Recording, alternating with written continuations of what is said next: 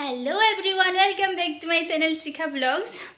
बहुत दिन हल आपनालोकर मैं खबर खाति लोआ नाई केने आछे बारु सकलोबुर भालने मोर एकदम बहुते बेसी भाल। मैं पूरा घुरी फुरिछु मार घरत गलो आपनालोके देखिसे आगर ब्लॉगत मार घरत गलो बहुत फुरिलु। तार पिছত আজি मैं आहिछु मोर माने ननन्दर घरत माजनी घरत आहिछु आरु हेकारणे मैं एटा कथा भाबिछु कम बारु। तार आगते কৈ দিছো মাজনীৰ কোন যদি চিনি নাপায় আপোনালোকে যোনখিনিয়ে চিনি পায় বাৰু পায় যোনে চিনি নাপায় মোৰ আগৰ ব্লগত চাব তাই বিয়াখন মই দি থৈছো আৰু তাত গৈ আপোনালোকে ভিডিওটো চাব আৰু লাইক কমেন্ট এণ্ড চেনেলটো সাবস্ক্ৰাইব কৰি দিব। তেতিয়া হলে বলক আজি মই তাইৰ গুটেই ঘৰটো আৰু তাইৰ ৰুমটো দেখাই দিম।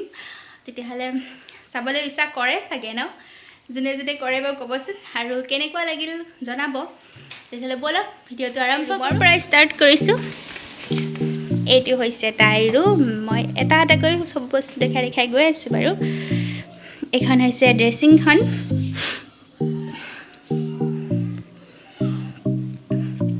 এজনী মই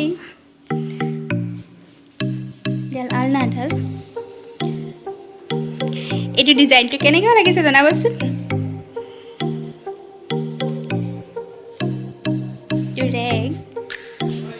এনেকুৱা কৰিলে আসলতে ভাল হয়, বহুত স্পেস আছে ইয়াত, বহুত বস্তু থব পাৰে, সেইকাৰণে এটো এনেকুৱাকে বনোৱা হৈছিল। এটো ড্ৰেছিংৰ টুলটো হয়, তাই ইয়াত থৈ দিছে।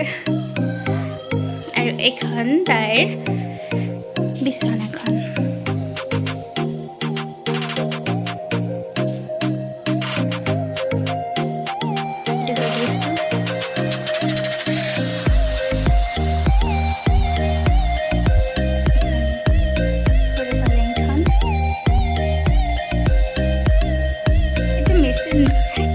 কাপোৰ চিলাই তাইৰ ব্লাউজটো বাহিৰে সব জানে বাৰু, সেইকাৰণে বহুত প্ৰয়োজনীয় বস্তু হয় এইটো। আৰু এইটো আছিল গোটেই ৰুমটো।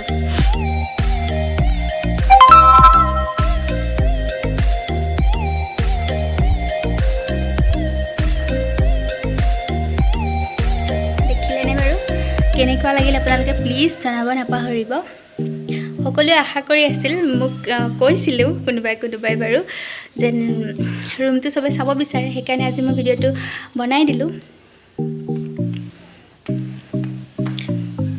তাৰ পাছত ওলাই আহিয়ে এইটো ডাইনিং ৰুম, তাৰ পাছত আহিয়ে পাই ড্ৰয়িং ৰুম। মানে মই উল্টাকে আহিছো পিছফালৰ পৰা, সেইকাৰণে।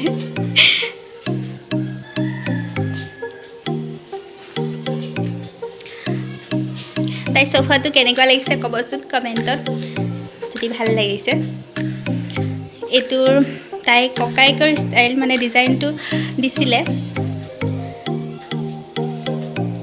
মোৰ হাবি তাই ককাইক। কেনেকুৱা লাগিছে কব। আৰু এইটো তাইৰ নিজৰ সিলেক্ট।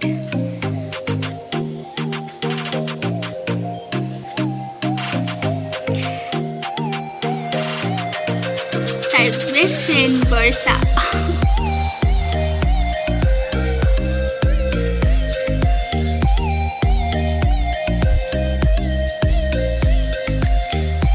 একচুয়ালি ধুলি নহয় দেই, কিছুমানে ভাবিব পাৰে যে ইয়াত ধুলি সোমাইছে, নহয়। এইটো আসলতে কি হৈছিল, এইখিনি কাঁহৰ বস্তু আছিলে আৰু এইটো নতুন আছিলে, সেইকাৰণে কিজানি উৰি গ'ল। কালাৰটো কিবা এটা ইয়াৰ লগত মিল হৈ এই কালাৰটোৰ ওপৰত কিবা এটা পৰি গ'ল। পিছত ধুই দিলে কিজানি ভাল হৈ যাব, কিন্তু দুইটা বস্তু মিলি কিবা এটা কালাৰটো ডিসকালাৰ হৈ গ'ল। ধুলি নহয় দেই।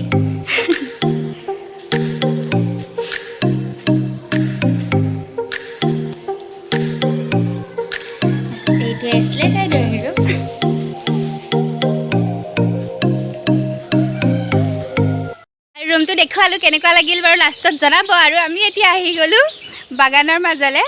এয়া হৈছে চাহপাত বাগান। ৰিলছ বনাবলৈ আহিছে, ইনষ্টা ৰিলছ। তেতিয়াহ'লে আমি বনাই লওঁ আৰু বাগানখনো দেখাই দিম বাৰু মাজনীহঁতৰে। সিহঁতৰ ঘৰৰ ওচৰতে দেখাই দিছোঁ ৰ'ব। ঘৰটো ক'ব লাগে, ঘৰটো দেখা নাপাব নহয় ইয়াৰ মানে ঘৰৰ পৰা ওচৰতে এইটো ঘৰ, তাৰপিছত এইফালে বাগান। আৰু আমি আহি গ'লো এতিয়া ৰিলছ বনাবলৈ। বনাই লওঁ আৰু আপোনালোককো দেখাম। এই হৈছে চাহপাত।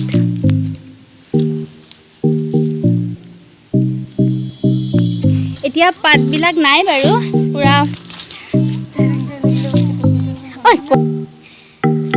পাতবিলাক এতিয়া গোটেই ডালবিলাক কাটি দিয়া হৈছে তাৰপিছত ইয়াৰ পৰা আহিব আকৌ বিশেষ নাই বাৰু জ্ঞান কাৰণ আমাৰ সেইটো চাইডে আমি দেখা নাছিলোঁ কোনোদিনে ইয়াত আহিহে ইয়াত মানে চবৰে ঘৰে প্ৰতি বাগান টাইপৰ মানে ইয়াত বাগানেই বাগান ইয়াত আহিহে মই ইমান ওচৰৰ পৰা দেখি পাইছোঁ বাৰু আপোনালোকে লাৰিও পাইছোঁ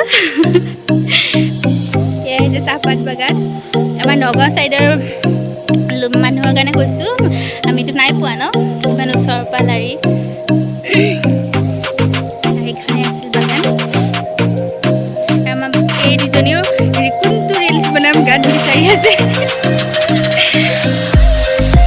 তেতিয়াহ'লে আজি ভিডিঅ'টো কেনেকুৱা লাগিল জনাব আজি ভিডিঅ'টোত মই আপোনালোকক মাজনীৰ ৰুমটো দেখাই দিলোঁ আৰু ৰিলছ বনাবলৈ যিহেতু বাগানলৈ আহিছিলোঁ বাগানখনো দেখাই দিলোঁ তেতিয়াহ'লে ভিডিঅ'টো ইমানতে সমাপ্ত কৰোঁ বুলি ভাবিছোঁ যদি ভাল লাগিল এটা লাইক কৰি দিব আৰু চেনেলটো প্লিজ ছাবস্ক্ৰাইব কৰি থ'ব মোৰ এনেকুৱা নতুন নতুন ভিডিঅ' পাই থাকিব সেই আশাৰে আৰু নতুন আৰু ধুনীয়া ভিডিঅ'ৰ লগত আকৌ আহি আছোঁ আজিৰ কাৰণে বাই বাই